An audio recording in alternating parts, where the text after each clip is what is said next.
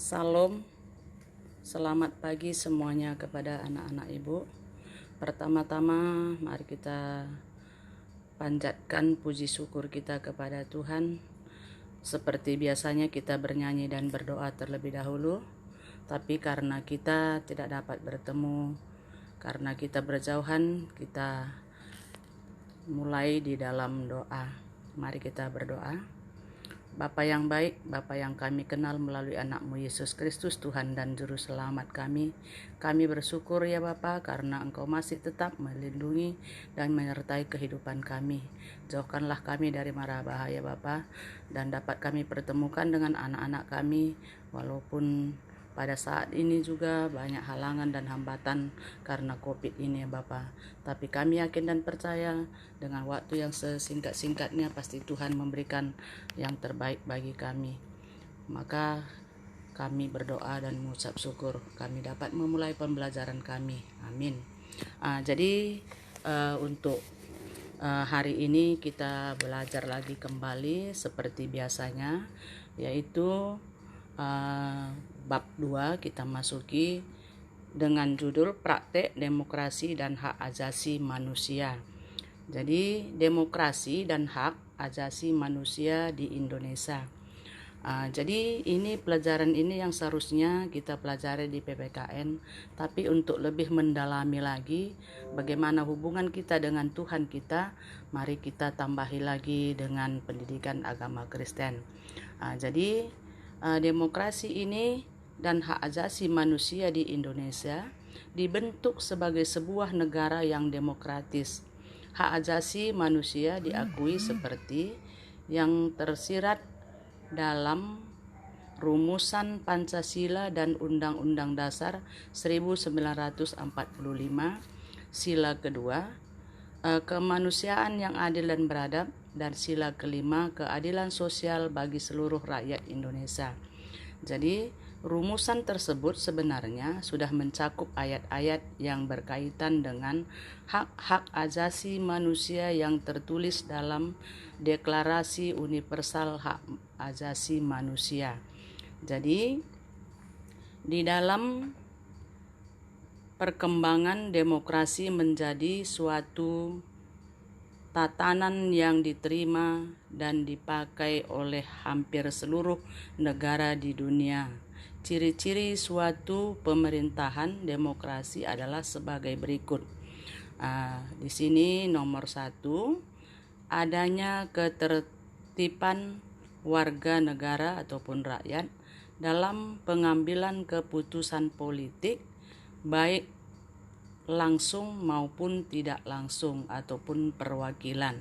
Dan yang kedua, adanya pengakuan, penghargaan, dan perlindungan terhadap hak-hak asasi rakyat ataupun warga negara. Yang ketiga, adanya persamaan hak bagi seluruh warga negara dalam segala bidang. Dan yang keempat, adanya lembaga peradilan dan kekuasaan kehakiman yang independen sebagai alat penegakan hukum. 5. Adanya kebebasan dan kemerdekaan bagi seluruh warga negara. 6. Adanya pers ataupun media massa yang bebas untuk menyampaikan informasi dan mengontrol perilaku dan kebijakan pemerintah. Dan yang ketujuh, adanya pemilihan umum untuk memilih wakil rakyat yang duduk di lembaga perwakilan rakyat. 8. Adanya pemilihan umum yang bebas, jujur, adil untuk menentukan ataupun memilih pemimpin negara dan pemerintahan serta anggota lembaga perwakilan rakyat. Yang terakhir 9, adanya pengakuan terhadap perbedaan keragaman, suku, agama, golongan, dan sebagainya. Jadi prinsip pokok demokrasi Pancasila adalah sebagai berikut. 1. Perlindungan terhadap hak asasi manusia. Yang kedua, pengambilan keputusan atas dasar musyawarah. Yang ketiga, peradilan yang merdeka berarti badan peradilan ataupun kehakiman merupakan badan yang merdeka ataupun artinya terlepas dari pengaruh kekuasaan pemerintah dan kekuasaan lain, contohnya presiden, BPK, DPR ataupun lainnya.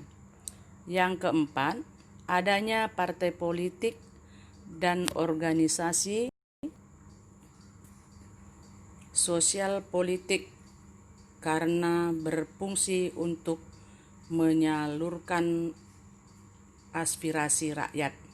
Yang kelima, pelaksanaan pemilihan umum.